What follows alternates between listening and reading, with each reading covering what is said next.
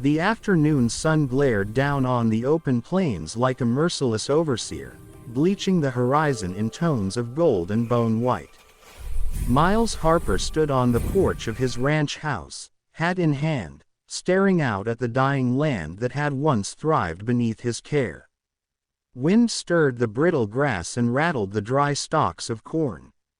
Even the windmill at the far end of the property had gone still, its blades locked in place like a broken compass. He'd worked this land since he was 17. His father before him, and his father before that.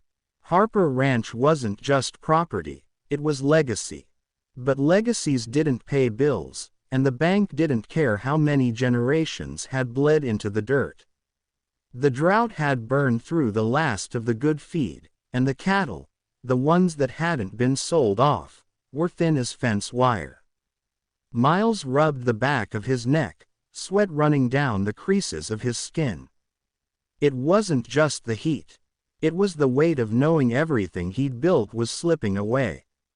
That's when he saw the dust trail rising on the far road. A lone figure on horseback, moving slow but steady through the shimmer of the heat. Miles squinted, shading his eyes. No one came this far out unless they had a reason, and most reasons weren't good. He felt that prickling sense of warning crawl up his spine, the same one he used to get before a bad storm. By the time the rider reached the gate, Miles could see the man clearly, tall, lean, dressed in a black duster that looked too heavy for the weather. The horse was a dark bay, restless, eyes flicking toward the barn as though it sensed something it didn't like. The man dismounted, boots kicking up dry earth, and walked toward the porch with unhurried steps. "Miles Harper," he said, tipping his hat. His voice was low, calm, too calm. Miles frowned.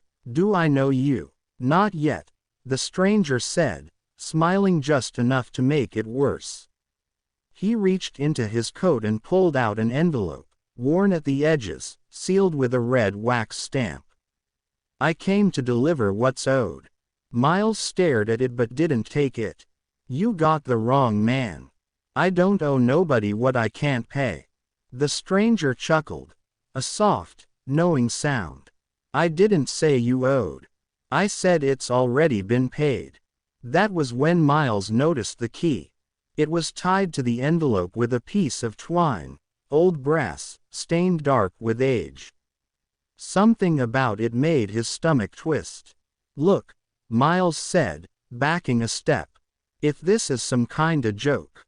"No joke." The stranger set the envelope on the railing. "The payment's done. All that's left is for you to finish what you started." Miles's throat went dry. "What I started?" The man's smile widened. "You already paid. Just do it." Before Miles could reply, the stranger turned and mounted his horse. "You'll know where to use the key," he said over his shoulder. "It's waiting for you." Then he rode off into the haze, leaving only the sound of hooves and the distant creak of the windmill, which had started spinning again. For a long moment, Miles stood frozen. The envelope sat there, heavy with dust and dread. Finally, he picked it up and tore it open. Inside was a folded note, yellowed, the ink faded but still legible. "Harper blood keeps the land. The door must open when the drought returns." Beneath it was a crude map of his own property, a small X marked at the far edge near the old barn. Miles felt a chill crawl through his chest. That barn had been there since before his grandfather's time. The locals used to call it the Bone Shed, back when people still believed in curses and bad omens. He'd always thought the stories were just frontier superstition.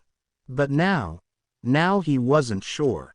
As the sun dipped low, painting the sky in blood-red streaks, Miles found himself riding out toward it. The land grew quieter the closer he got. The crickets stopped chirping. The cattle stood motionless, heads raised, eyes following him. When he reached the barn, He could smell it. The faint, metallic tang of old rust and something else underneath, something sweet and rotten.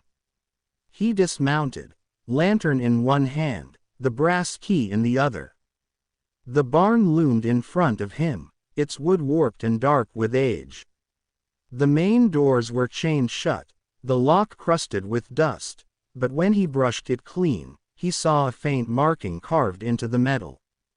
The same symbol that had been drawn on the letter. The key slid in easily, almost too easily, and turned with a soft click. The chains fell away. Inside, the air was cold. The smell hit him like a wave. Earth, mildew, and the faintest hint of decay. His lantern light trembled, throwing long, shivering shadows across the walls. Tools hung from hooks, old and unused for years. In the corner, the ground had sunk inward, as though something heavy had been buried there long ago. He knelt, brushing away the loose dirt, and found the top of a wooden trapdoor. It wasn't on any blueprint. He'd been in this barn 100 times, and yet he'd never seen it before. His heart hammered as he slid the lantern closer and pulled. The hinges groaned, the sound echoing down into darkness. A narrow staircase descended into the earth, swallowed by shadow. He could feel the cold air rising from below, damp and old, carrying a whisper that almost sounded like breathing. He thought of turning back. He should have, but something in him, that stubborn Harper pride, maybe, refused. He lit another match, held it high, and began to descend. The stairs creaked beneath his boots. The deeper he went, the colder it got.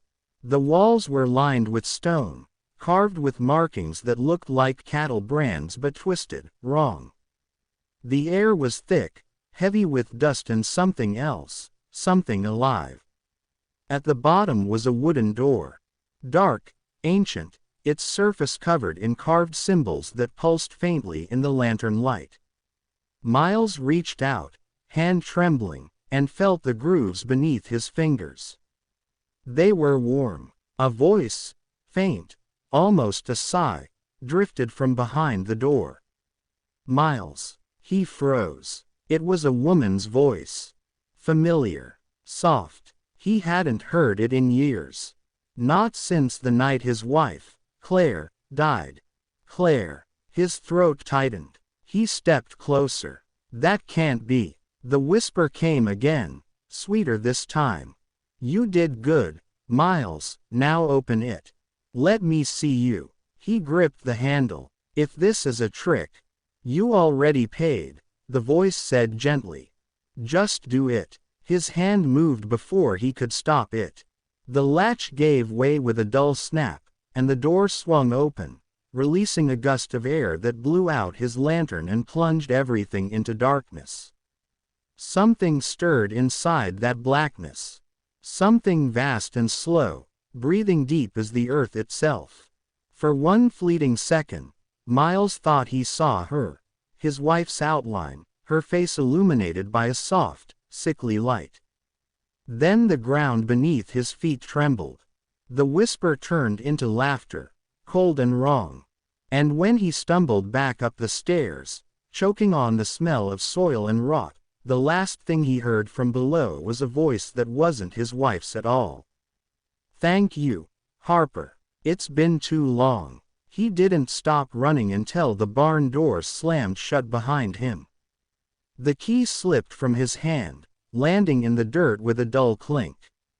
The windmill creaked again, turning faster now. Somewhere deep under his land, something had woken. And the whisper of it followed him all the way home. By the time dawn cracked the horizon, Harper Ranch looked nothing like it had the night before. The sky was gray and heavy, the air strangely still, as though the world itself were holding its breath. Miles sat on the porch, his shotgun across his lap, his eyes hollow and bloodshot. He hadn't slept, couldn't. Every time he shut his eyes, he saw that door again. The carvings, the warmth, the voice that sounded like Claire. And behind it, the thing that laughed. The key still lay in the dirt by the barn where he'd dropped it. He hadn't dared pick it up. The horses wouldn't go near that side of the property now. Even his old cattle dog, Boone, whined and hid beneath the porch steps, tail tucked and ears pinned flat. Around sunrise, the wind shifted. A low hum rolled across the fields. Not thunder, not machinery, but something deeper, older. The air vibrated with it. Miles's stomach clenched as he rose from his chair. He walked out to the fence line, scanning the horizon. The dry plains stretched endlessly, silent. Then, out near the barn, he saw it. A faint shimmer, like heat rising off asphalt. But it wasn't heat. It was movement. The ground pulsed, like something breathing beneath the surface. He stumbled back, his heart thundering. "No," he muttered, shaking his head. "Not real. I'm just tired." But the pulse came again, stronger this time, rippling the soil. He turned toward the house, meaning to grab his truck and get the hell off his land, but froze when he saw a figure leaning against the porch railing. The stranger was back, only this time. His black duster was dust-streaked and torn, and his face looked different, sharper, older, like something had worn the man down to the bone overnight. "You came back," Miles said hoarsely. The stranger nodded slowly. "I told you it was waiting." Miles's voice cracked. "What did I do?" The stranger's eyes, dark and calm as a well, met his. "You opened the door too soon." The words hung there, heavy and final. Miles took a shaky step closer. "Too soon for what?" The stranger sighed, almost regretfully. "For the land to feed. For the promise to stay buried. You woke it before the blood was ready. I don't understand any of this." Miles barked, voice trembling with fear and anger. "That thing down there, it spoke to me. It sounded like what you wanted to hear," the stranger interrupted softly. "That's how it pulls you in. It remembers every Harper who's come before you. You all think you're the first, but you're just the latest to keep the land alive." Miles's skin prickled. "Keep it alive." The stranger tilted his head, studying him. "You ever wonder why your family's ranch never failed completely? Why, even through drought and debt, the soil never gave up?" Miles felt the blood drain from his face. "The Harpers struck a bargain," the stranger continued. "Long before your time. They promised the land their name, their blood, in exchange for survival. But every few generations, the door must be opened, and something must be given back." Miles stared at him, horrified. "You're telling me my family's been feeding that thing?" The stranger's gaze flicked toward the barn. "Not the way you think. The land takes what it needs. Animals, crops, sometimes, people. But it always takes." Miles felt sick. His knees went weak. "I didn't agree to any of this." "You didn't have to," the stranger said simply. "You were born into it." A low rumble rolled across the fields then, louder now, like distant thunder. The ground trembled beneath their feet. Miles turned toward the barn, where dust and straw began to swirl violently around the doors. The chains he'd broken were gone, the lock missing. Something inside pushed against the wood, making it bulge outward with every breath. "Make it stop," Miles whispered. The stranger didn't answer. "Make it stop." "I can't," the man said quietly. "Not anymore. You let it out. Now it's awake. And hungry." The earth split near the barn, a crack racing across the dry ground. A sound rose up from below. Not a growl, not a scream, but both. The kind of sound that didn't belong to anything human or animal. Miles raised his shotgun, though he knew it wouldn't help. "What do I do?" he asked, voice shaking. The stranger's expression softened for the first time. You pay it back. What it's owed. I don't have anything left to give. The stranger's eyes darkened. You do. For a heartbeat, Miles didn't understand. Then it hit him, and his stomach turned cold. My name, he whispered. The man nodded. It was promised with blood. You opened the door before the next generation could take the burden. That means the debt ends with you, one way or another. The barn doors exploded outward with a deafening crack. Boards splintered, flying across the field. A torrent of black dust and earth poured out, spreading like smoke. And from within, a shape began to rise, enormous, skeletal, wrapped in tendrils of soil and ash. It didn't walk, it flowed, the ground itself shifting beneath it. Miles fell to his knees, clutching the shotgun uselessly. The creature's voice, if it could be called that, filled the air like thunder in his skull. Harper, you kept me waiting. He tried to run, but the earth itself seemed to grab him, roots curling around his boots. He screamed, tugging, but they only tightened. The shotgun fell from his hands. The stranger stood back, watching grimly. It's not about punishment, Miles. It's balance. Your family took. Now it takes back. The thing reached toward him, its massive shape flickering between shadow and flesh. Miles's mind reeled. He saw glimpses in its body. Faces, hands, the pale eyes of people long dead, his ancestors. Their mouths opened in silent, endless screams. He could feel the pull, dragging him closer. The air was electric, humming with energy older than time. He thought of Claire then. Her laugh, her touch, the smell of her hair after rain. And for the first time in years, he prayed. I'm sorry, he whispered. I didn't know. The creature paused. The air stilled. For one flicker of a second, it almost seemed to lean closer, as though listening. The stranger stepped forward, his shadow long against the burning light of dawn. Say it, Miles. Say the words. End the line. Miles swallowed hard, tears cutting through the dirt on his cheeks. I give my name, my blood, to the land. The ground erupted beneath him. There was no scream, only wind, swirling violently, pulling everything toward the heart of the ranch. The sky turned black. The barn collapsed inward, swallowed by earth and darkness. When it was over, silence fell. The wind died. The sun broke through the clouds again, warm and golden. The fields shimmered with new green shoots, tender and alive. The air smelled like rain.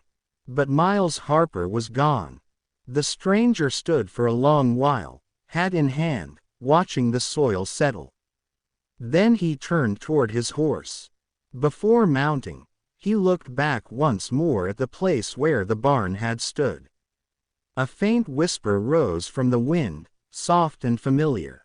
It's done. He nodded. Until the next drought. He rode off down the dusty road, the sound of hooves fading into the horizon.